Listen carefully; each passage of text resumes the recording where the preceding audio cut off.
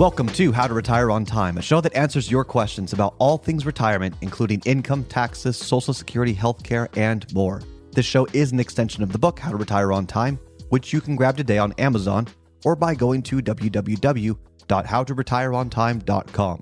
My name is Mike Decker. I'm the author of the book, How to Retire on Time, but I'm also a licensed financial advisor, insurance agent, and tax professional, which means when it comes to financial topics, we can pretty much talk about it all.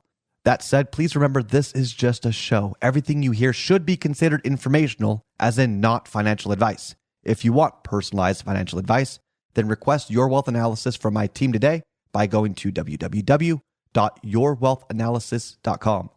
With me in the studio today is my esteemed colleague, Mr. David Franson. David, thanks for joining me. Hey, yeah, glad to be here. David's going to be reading your questions, and I'm going to do my best to answer them. You can send your questions in by either texting them to 913-363-1234. It's 913-363-1234. Or you can email questions to heymike@howtoretireontime.com. Let's begin. Hey, Mike, I'm concerned about the election. Do you have any thoughts? Oh, this could be dangerous. Yeah, I don't mind talking politics. I do take a politically neutral position professionally. Great. I research both parties, really any party, even the obscure parties. I like to research them as well. Anyone that's asking me this question isn't looking for my political specialty, because I'm not a political professional, but more from an economic or a personal finance standpoint. Yeah. Here is what I'm going to say over the airwaves. And I want to hit this very hard, okay? I don't want anyone to think I was avoiding this question. I want to be clear as can be, okay? Crystal clear. Elections, regardless of the candidate, affect the market much less than you may realize. Doesn't matter who's going to go in there, because all businesses are going to try and make money. When you understand the rules, that's where the innovators will outrun regulators. Not from a legality standpoint, but when we understand the rules, regardless of the election, they're going to then use those rules to their advantage and continue to try and grow. Okay. I wrote an email for those who are on my email list about this, and I broke down both Republican and Democratic candidates when they raised taxes, when they decreased taxes, Right. when they overspent or they underspent, in times of war, in times of peace. I broke it all down, and there's really not a clear indicator throughout the history of this country that says one party or topic does better than this. I get I'm probably upsetting everyone right now in saying this. As a country right now, we have a confirmation bias on how the political party is going to affect the economy. From an economic standpoint, all businesses, 100% of businesses, are going to try their best to make money regardless of those conditions. Okay? So how the political outcome will affect the economy may be not as much as you realize. I get there's a lot of complexities with that.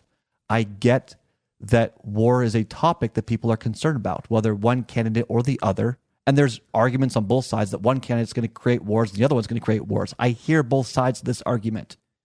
I'm taking this from a very financial standpoint. To say that all of a certain party is good or bad for our economy is an oversimplification. To say taxes, whether one person increases or decreases, that's where there may be an effect on your personal pocketbook. So if taxes increase or decrease over time, that affects you, but not necessarily the economy. So here's what I want to tell everyone very clearly.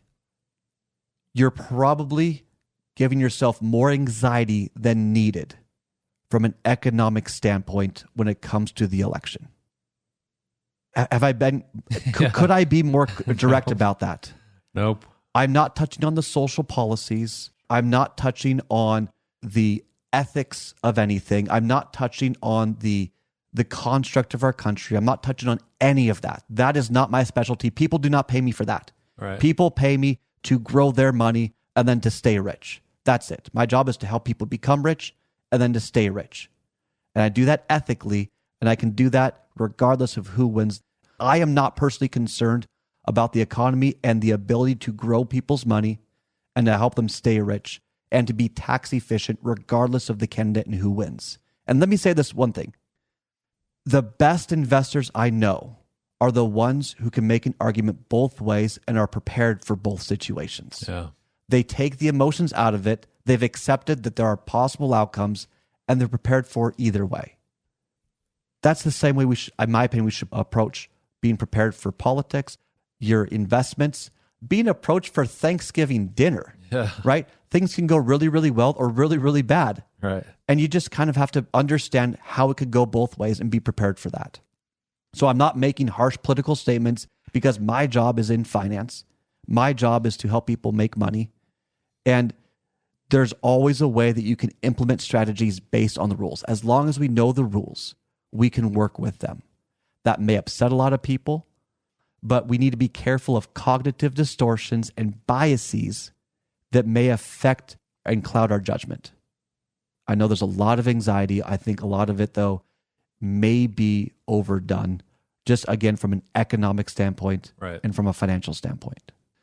Hopefully I didn't, I'm not going to get a bunch of complaints or whatever on that. But my job is to be a fiduciary and to be honest. I've heard this over and over again, and you look at the history books, people say it's the end of the world, it's the end of times, and it just continues to escalate, and yet somehow we keep going. Yeah. So I would invite everyone to maybe consider inviting some peace in your life, take a deep breath from a financial and economic standpoint, and then proceed as such. Markets crash under both types of presidencies. Markets crash during times of war and times of peace. Markets crash regardless. Markets can go flat regardless. So let's not make an assumed conclusion that they're correlated directly. They're not. Those would be my closing words for that topic. I don't think any more will be helpful or appropriate. And I want to stay within my specialty and not pretend to be a specialist in something that I'm not. Yeah, I think mission accomplished.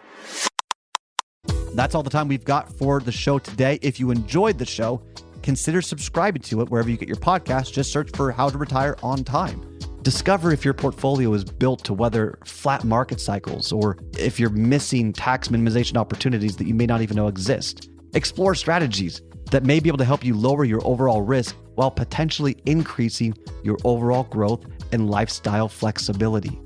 This is not your ordinary financial analysis. Learn more about Your Wealth Analysis and what it could do for you regardless of your age, asset, or target retirement date. Go to www.yourwealthanalysis.com today to learn more and get started.